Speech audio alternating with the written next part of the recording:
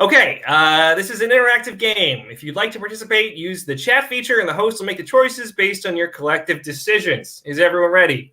Yes, I'm ready. I'm ready. Okay, let's do it.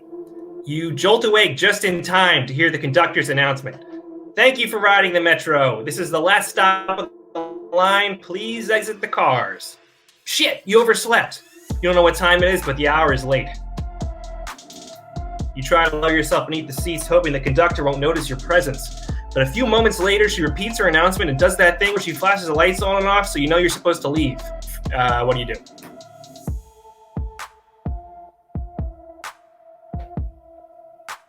And I'm turning towards the chat to get the announcement. Try to hide. Okay, you try to hide. The metro operator doesn't notice that you've hid under the seats. Unfortunately, the train pulls into a dark rail alley and several other trains line up behind it. I guess you gotta force the doors open and head back towards the platform. As your eyes adjust to the light, you observe that in some uncanny way, the dimensions of the station seem almost skewed. Like the colors are a little too muted. Somehow the whole place feels off. Only when you leave the station do you become aware of your mistake. A wave of terror crashes into you as you realize you're no longer in DC. You've traveled to a bizarre and mysterious place.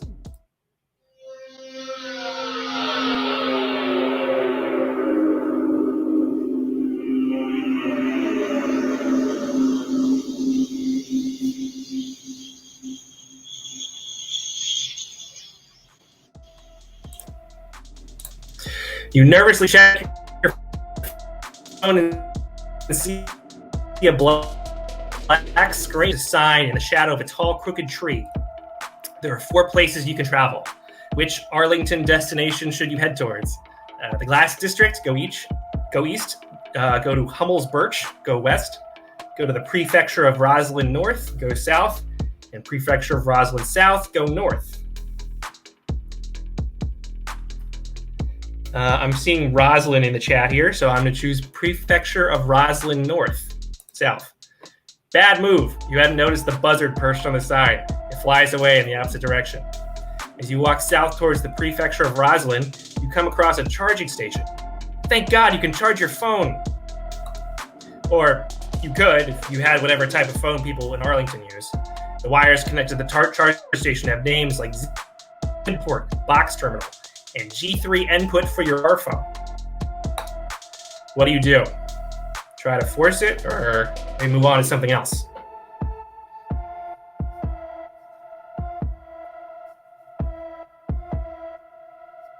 Try to force it, and your phone's broken. Having trouble? Asks an extremely tall man in a bowler hat waiting behind you. You didn't even notice him there. What do you say to the tall man? He's like 7 feet tall. He's really tall.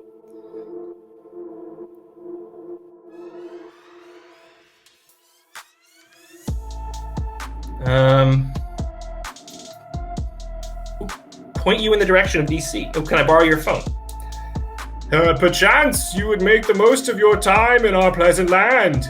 Indeed, Arlington has many observable locations. You could go to the Great Trapezoid of Boston, or wet your hands on the Shirlington Icicle, or stand in line outside Spider Kelly's.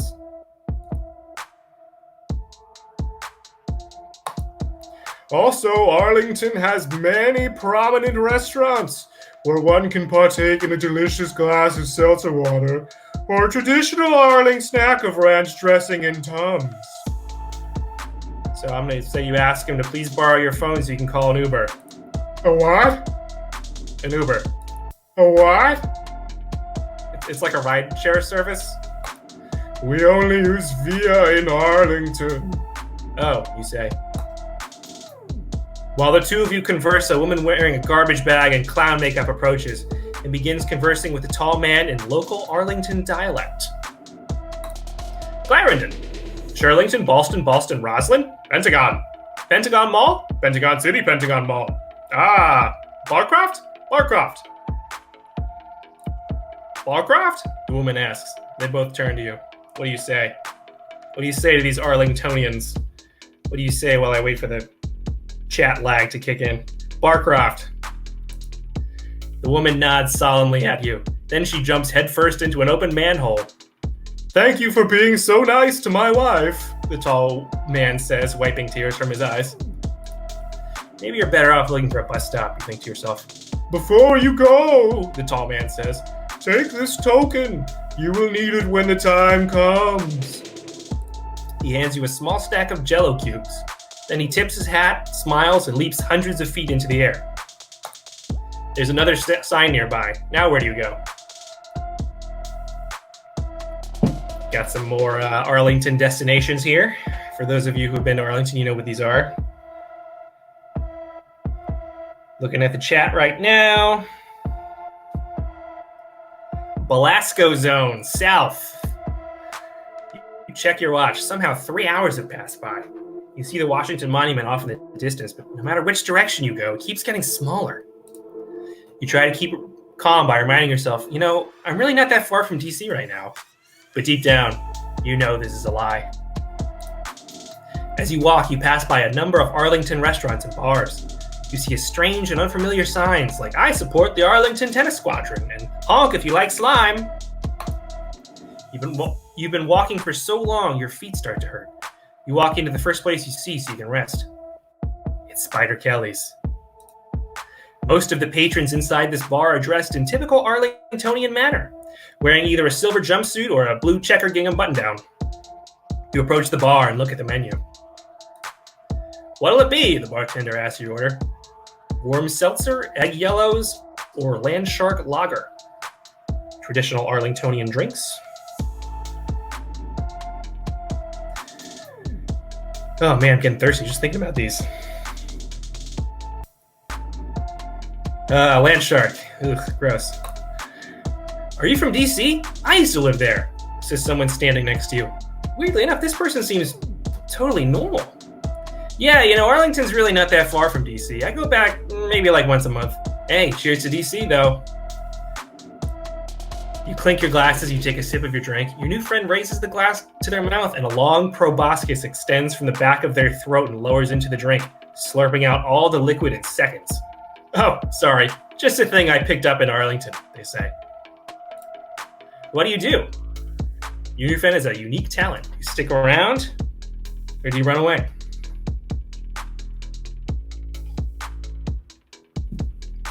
Well, I don't know what I would do. Ooh, someone says run away.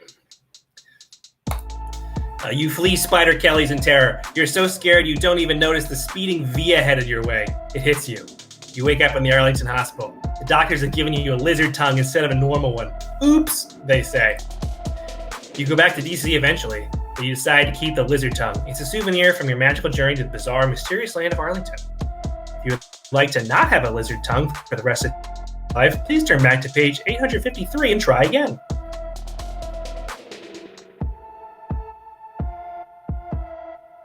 What do we do? I don't know. I guess we should go back to page 853. You clink your glasses, you take a sip of your drink, your friend lowers his proboscis into the drink, slurping all the liquid in seconds. Just a thing I picked up in Arlington. What do? I'm going to say we stick around.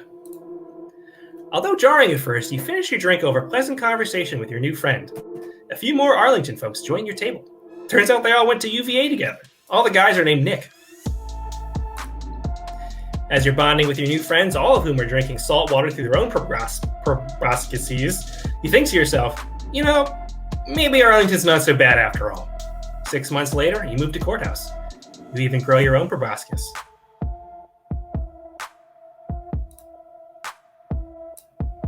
The end.